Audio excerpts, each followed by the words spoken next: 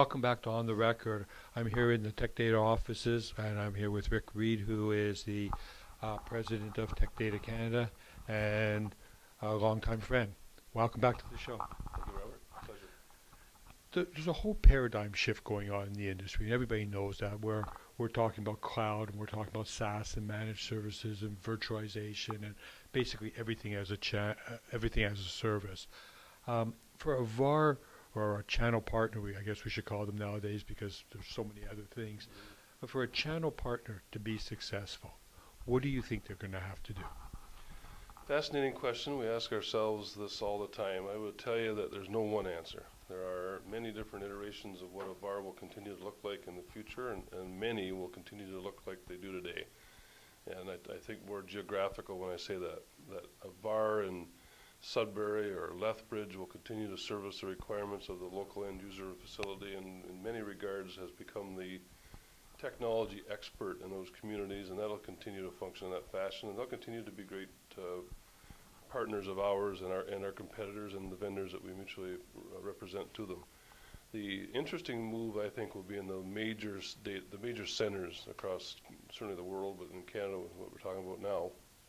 And I think that many of those very large end users in the metropolitan areas are being approached constantly by the very large data center providers, certainly initially as hosting opportunities. And if you've ever visited some of the very large hosters in the metropolitan area today, whether it be Vancouver, Montreal, or here in the GTA, they have a lot of floor space and a lot of equipment. That wasn't there 5 years ago. So where does it come from, and where will it continue to come from? It's coming from our end user accounts pretty clearly. So the VAR in the metropolitan areas, if they can't offer some type of hosting or data center facility of their own, they may very well end up losing some of their business. Now, many of them today provide the same product that they always have provided to the hoster, and the hoster is buying it on behalf of their end user contracts in some cases. In many cases, the hosting company is buying product in anticipation of an opportunity to bring on incremental end user customers. So it's a mixed bag today, but every single day we come across a reseller who recognizes the need to partner with some form of hosting capability so that they too can offer the ability for their long-time existing end user account to move their data center off premise into either a hosting facility, a private cloud, hopefully leading someday to offering in the public cloud world as well. So in this new paradigm, and where you have managed services and you have SaaS and all the rest of it, let's suppose that you decide that you want to retire now but do something on the side, and I decide the same thing, and we want to open up a managed service company. You're really good at sales. I'm good at at least I hope. I like to think I'm good at marketing. Do you think we would be able to survive because neither one of us are really techies? I think so, because there are so many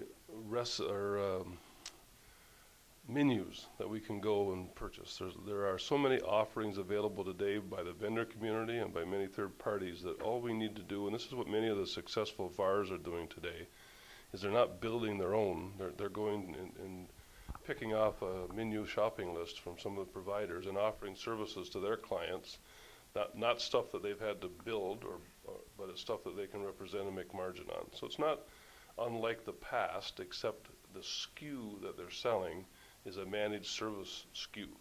It doesn't matter whether it's print or just pure IT management. It's available today by many third parties, and the reseller, frankly, doesn't need a distributor in many cases to do that. There's lots of very successful third parties out there today that have that offering and that capability and are making it available to our mutual VAR partners. And those are the successful VARs, the ones that are making a move into the services business, managed services particularly, that has a recurring revenue base to it.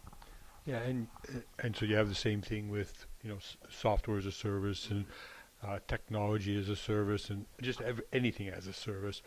But it's really interesting that a lot of the managed service providers, so the people who are going out there and trying to sell them the services, so the MMAs and the PSA people are saying to them, be a pure play managed service provider. Do you think that makes any sense? Do you know what I mean by pure play? Yeah, sure. I don't know how you pay the bills as you're growing through that environment. So you don't see many pure plays today. I think what we see at least is a lot of bars that have been very successful selling and making margin on hardware products, who recognize that to augment what they have done in the past, they need to add an incremental software as a service or a managed service as an offering to make incremental recurring revenues. And you can buy that from the vendor community. Microsoft, IBM have lots of great offerings in that environment, and a lot of resellers are selling it today and making margin on services that are purchased and procured through our well-established vendor partners. Yeah, I think the scary part, though, for the people who are doing that pure play is that at some point there's always going to be a need for hardware, and there's always going to be a need for some other software person, and there's going to be need to go on premise and do things. And if they don't do that, they're opening the door to every competitor out there who will do the full thing. Exactly. I don't disagree at all. I think that the hardware providers today will continue to provide hardware. There'll always be a requirement for something on site. It's not done through smoke and mirrors, so that will continue to be a requirement. But the hosting, the data center hosting, it in many cases will move. It'll be in other locations for a lot of end users, and I think the smart reseller has recognized that and are putting programs in place to be able to accommodate that.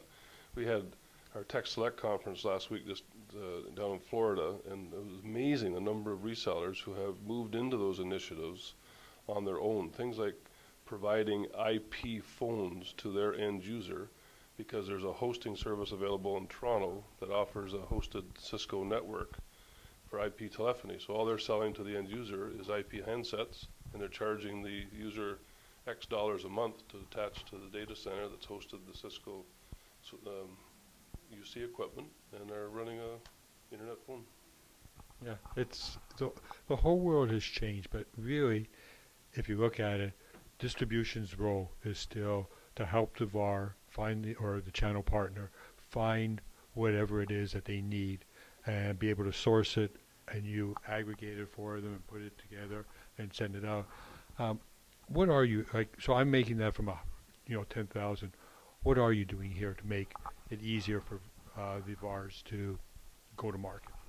We work with them nonstop. I don't know of anyone that spends more time with the VAR community than Tech Data. So to try to determine what are their requirements, where do they see their business going, how can we help them in the future?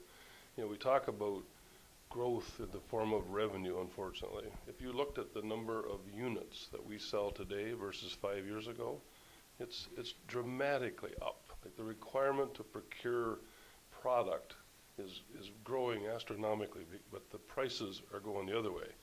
So we're doing a lot more work for approximately to a little bit more revenue. So there's no less product being procured in the marketplace. And now getting into all the devices and getting into all the software as a service, can you imagine how many SKUs you're going to have? I can hardly wait. It's going to be exciting. Do you think it's a good time to be a channel partner or a bad time? Well, it's never been a fantastic time, but how many people are getting out of it? There's more coming in than there are getting out. I think it continues to be a business that's still exciting. There's lots of exciting products coming out every day by different vendors. There's new vendors being added all the time. The vendors that I talk to, they're doing well. They're quite happy with their role in life. Some of them have changed their offerings, and those are the ones that will continue to survive. Others haven't changed much, but they've got such volume of business, they're able to accommodate. They adjust their bottom line profitability through cost management, not necessarily through incremental revenues or profit growth. So they've all managed to survive. Like, people talk about the credit of our VAR community as being a big offering that we make, and it is, and we watch it closer than most. But I will tell you that the number of resellers that we lose, it's minuscule. They're continuing to survive and thrive. Yeah, actually, if you look at the Canadian marketplace, there haven't been any real big companies going out this year or last year. It's been quite a while. It's been a long time, and we remember the ones that did. Yeah, I do too. Alrighty. Well, thanks very much for being on the show again, and as always, it's a pleasure seeing you.